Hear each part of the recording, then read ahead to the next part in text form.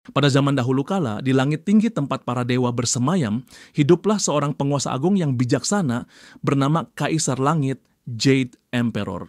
Konon dikisahkan ia ingin menentukan penghuni surga dan bumi yang setia mewakili alam dalam sebuah siklus yang sakral. Maka Kaisar Langit memutuskan untuk menyelenggarakan sebuah kontes agung, perlombaan lintas sungai bagi semua hewan. Hewan yang tiba lebih dahulu di ujung perlombaan akan memperoleh hak istimewa menjadi raja tahun dalam urutan 12 tahun sulung. Menurut legenda, tikus berhasil menang dalam perlombaan itu dan berhak menjadi shio pertama dalam siklus 12 tahun.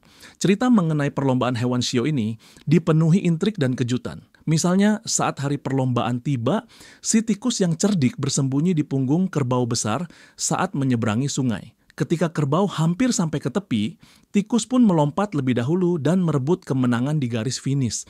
Kerbau yang gagah akhirnya menempati urutan kedua dengan tenang. Selanjutnya macan yang perkasa berkutat menghadapi arus deras, tetapi ia tetap mampu sampai di pantai dan duduk sebagai urutan ketiga. Kelinci yang lincah melompat dari batu ke batu di tengah sungai untuk menghemat tenaga, sehingga menjadi yang keempat.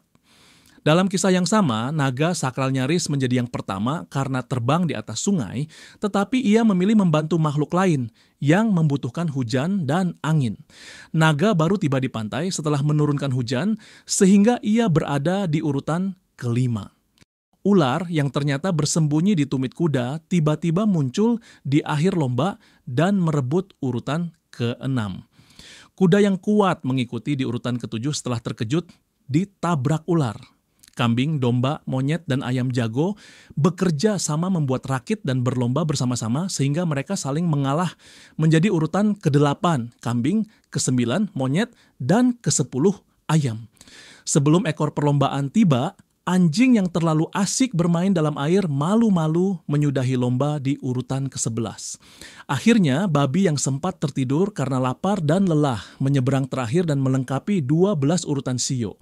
Dari sinilah terbentuklah urutan resmi 12 shio, tikus, kerbau, macan, kelinci, naga, ular, kuda, kambing, domba, monyet, ayam, anjing, dan babi. Kisah perlombaan agung inilah yang diceritakan secara turun-temurun untuk menjelaskan urutan dan hubungan antar hewan dalam kalender shio Tiongkok.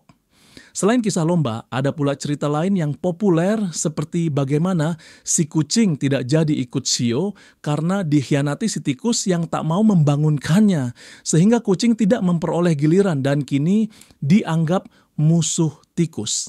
Namun terlepas dari variasi cerita, inti yang tetap adalah bahwa Kaisar Langit dan para hewan bersama-sama menciptakan siklus waktu yang sakral dan penuh makna.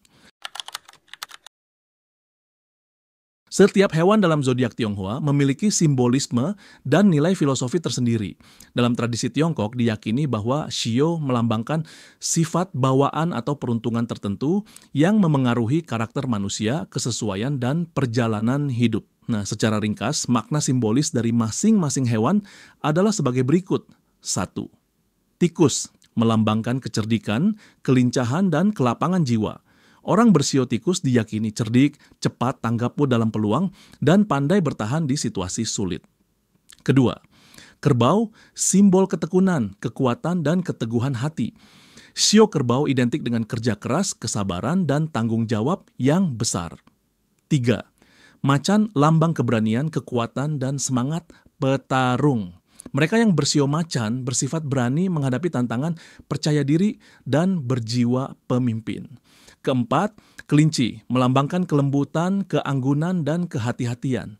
Shio kelinci diasosiasikan dengan sifat tenang, penyayang, serta kehati-hatian dalam bertindak. Kelima, naga lambang kekuasaan, keberuntungan, dan kebijaksanaan luhur. Naga yang mitologis menunjukkan kekuatan gaib, kemakmuran, dan karisma istimewa. Orang bersio naga dipercaya memiliki nasib yang gemilang dan karisma alami. 6. Ular, simbol kecerdasan, kebijaksanaan, dan intuisi. Shio ular mengandung makna misteri dan renungan mendalam. Mereka cenderung bijaksana, misterius, serta cepat tanggap. 7. Kuda melambangkan semangat merdeka, energi, dan kecepatan. Sio kuda dikenal berjiwa petualang, penuh energi, dan suka kebebasan. Kambing ke-8, simbol kedamaian, keramahan, dan keharmonisan. Orang kambing diasosiasikan dengan sifat lembut, bersifat penyayang, dan cenderung sosial. 9. Monyet, lambang kecerdikan, kreativitas, dan kelincahan intelek. Sio monyet berwatak cerdas, jenaka, serta suka mencari tantangan baru. 10. Ayam, melambangkan kepercayaan diri, ketepatan, dan kesiapsiagaan. Mereka yang bersio ayam dikenal rajin, disiplin, dan berani mengungkapkan pendapat. 11. Anjing, simbol kesetiaan, kejujuran, dan keadilan. Sio anjing identik dengan teman setia, rendah hati, dan berani membela kebenaran. 12. Babi melambangkan kemakmuran, integritas, dan kepasrahan. Orang bersio babi dianggap jujur, suka berbagi, dan sering mendapat keberuntungan dalam kehidupan. Kesemuanya ini bukanlah sekadar stereotip kosong. Dalam budaya Tiongkok kuno dan modern dipercaya bahwa kombinasi hewan tahun kelahiran seseorang dapat memengaruhi kepribadian serta jalannya hidup. Menurut literatur astrologi Tiongkok, tanda hewan dalam kalender menunjukkan pencitraan diri atau bagaimana orang dipersepsikan oleh lingkungan. Dengan kata lain, setiap hewan shio berperan sebagai lambang karakter dan keberuntungan sejalan dengan ajaran Yin Yang dan astrologi Asia Timur pada umumnya.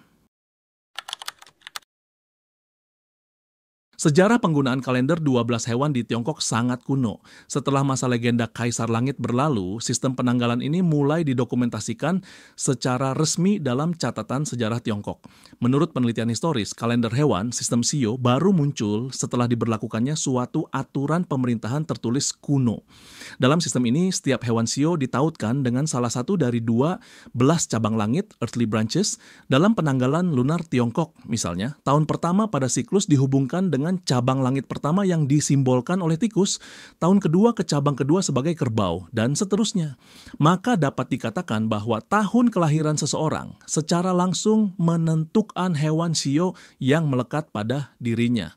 Dokumen tertua dari dinasti Han Timur, sekitar abad ke-1 Masehi, telah menyatakan kaitan antara karakter penanggalan dengan hewan.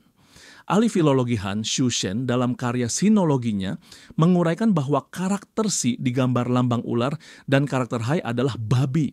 Karena nama-nama cabang langit ini terdengar mirip dan sering membingungkan, akhirnya bangsa Tiongkok memakai binatang peliharaan yang akrab agar mudah diingat. Inilah asal-muasal penggantian lambang angka tahun menjadi 12 hewan di ikonik. Sejarah memang tidak menyimpan catatan tertulis pasti kapan tradisi shio mulai. Namun rujukan yang ada menunjukkan bahwa penyatuan hewan-hewan penanggalan ini sudah dipergunakan setidaknya sejak abad-abad awal sebelum Masehi. Kalender tersebut amat penting untuk kegiatan agraria, peribadatan, dan kehidupan sehari-hari masyarakat Tiongkok kuno. Orang percaya bahwa siklus 12 tahunan ini mengatur waktu musim tanam, pesta rakyat, serta menandai kelahiran dan karakter individu menurut shio masing-masing. Kunci pemahaman mendalam tentang shio adalah konsep yin yang dan 5 elemen dalam filsafat Tiongkok.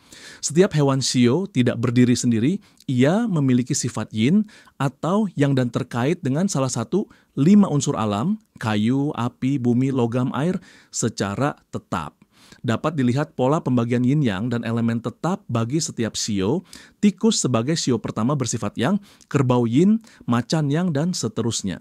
Demikian pula setiap hewan dikaitkan pada salah satu elemen tetap sesuai tradisi kuno. Misalnya tikus berunsur air, naga unsur bumi, ular unsur api, monyet unsur logam, dan seterusnya.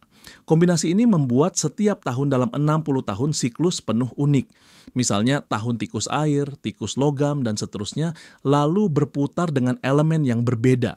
Dengan cara ini, siklus 60 tahun, sexagenary, dihasilkan dari persilangan 12 hewan dan 5 elemen yang dipasangkan dengan yin atau yang untuk membentuk 10 batang langit. Secara budaya, yin dan yang serta 5 elemen ini melengkapi makna tiap shio.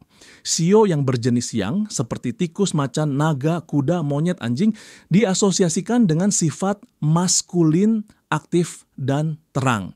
Sebaliknya shio yin, kerbau, kelinci, ular, kambing, ayam, babi, lebih feminin, pasif, dan lembut. Unsur 5 elemen menambah detail karakter dan peruntungan. Contohnya, orang naga bumi diyakini berbeda sifatnya dari naga air. Menurut kepercayaan astrologi Tiongkok, kombinasi Shio, Yin Yang, dan elemen ini menentukan kecocokan pasangan, ramalan nasib, bahkan tata letak feng shui dalam kehidupan sehari-hari.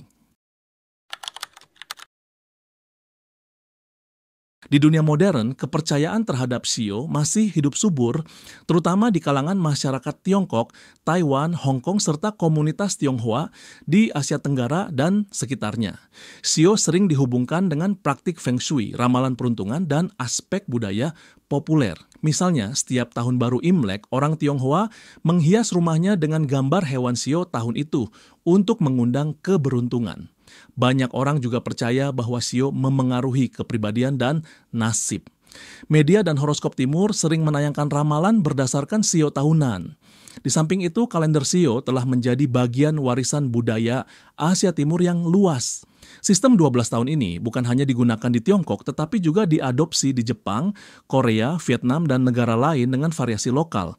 Misalnya di Vietnam, shio babi digantikan oleh kucing, sedangkan di Jepang shio babi disebut shishi, babi hutan. Meskipun demikian, konsep dasarnya tetap sama, mengenal sifat individu lewat lambang hewan kelahiran masing-masing. Para ahli antropologi menilai shio sebagai salah satu contoh totemisme budaya, di mana hewan-hewan sakral dijadikan panduan moral dan sosial bagi masyarakat. Praktik berpatokan pada shio untuk memilih hari baik atau menilai kecocokan pasangan, misalnya merisaukan kecocokan shio suami istri, lazim ditemui. Dalam feng shui, posisi hewan shio di arsitektur atau dekorasi dipercaya dapat memengaruhi energi QI di rumah. Berbagai tradisi dan festival, seperti Festival Pertengahan Musim Gugur dan Cap Gomeh, seringkali memuat simbol-simbol shio. Semua ini menunjukkan bahwa 12 hewan shio terus memainkan peran penting dalam kehidupan sehari-hari meski dunia sudah serba modern. Secara singkat, ke-12 hewan shio dan kisahnya tidak hanya dongeng belaka, tetapi merefleksikan pemikiran filosofis yin yang, kosmologi, dan nilai-nilai masyarakat Tiongkok kuno serta baru. Dalam kultur populer kini, pembahasan tentang shio mulai dari ramalan tahunan hingga tagar media sosial #tahun naga menyatukan tradisi klasik dengan bahasa kontemporer. Tradisi ini menjadi bagian identitas budaya yang terus diwariskan turun-temurun. Legenda tentang Kaisar Langit dan 12 shio menegaskan betapa mitos dan sejarah bersatu dalam kebudayaan Tionghoa. Kisah perlombaan lintas sungai bukan hanya cerita dongeng, tetapi fondasi bagaimana masyarakat melihat waktu dan diri mereka. Setiap hewan yang dipilih Kaisar Langit menjadi simbol karakter dan takdir, menghubungkan tiap individu dengan tatanan alam semesta melalui konsep yin yang dan unsur 5 unsur. Sejarah pembentukan kalender shio juga mencerminkan kecanggihan astronomi dan bahasa simbol Tiongkok kuno. Satu contoh sinergi antara ilmu pengetahuan dan kepercayaan spiritual. Hingga hari ini, 12 hewan shio tetap hidup dalam kebudayaan Asia Timur. Masing-masing melambangkan harapan nilai-nilai luhur, ketekunan kerbau, keberanian macan, keberuntungan naga, yang masih relevan di zaman modern. Masyarakat zaman sekarang mungkin tidak lagi mengaitkan sepenuhnya shio dengan nasib, tetapi mereka menghargai nilai kebersamaan saat perayaan Imlek, kearifan lokal, dan identitas budaya yang diwarisi melalui mitos ini. Dengan kata lain, warisan 12 shio telah berhasil menyatukan tema-tema mitologi, sejarah, dan filsafat dalam budaya Tionghoa. Cerita Agung Kaisar Langit dan hewannya tidak hanya mengajarkan kenangan masa lalu, tetapi juga nilai ketekunan, kecerdikan, dan keharmonisan yang terus mewarnai kehidupan jutaan orang hingga kini. Kalau kamu suka dengan cerita tentang asal-usul 12 shio ini, jangan lupa untuk like videonya sebagai bentuk dukungan. Kalau kamu punya cerita versi lain atau ingin request mitologi lain, tulis di kolom komentar ya. Dan pastikan kamu subscribe channel Belajar Mitologi biar nggak ketinggalan kisah-kisah seru lainnya dari berbagai belahan dunia. Yuk, share juga ke teman-temanmu yang suka cerita sejarah, budaya, dan legenda kuno. Sampai jumpa di video selanjutnya.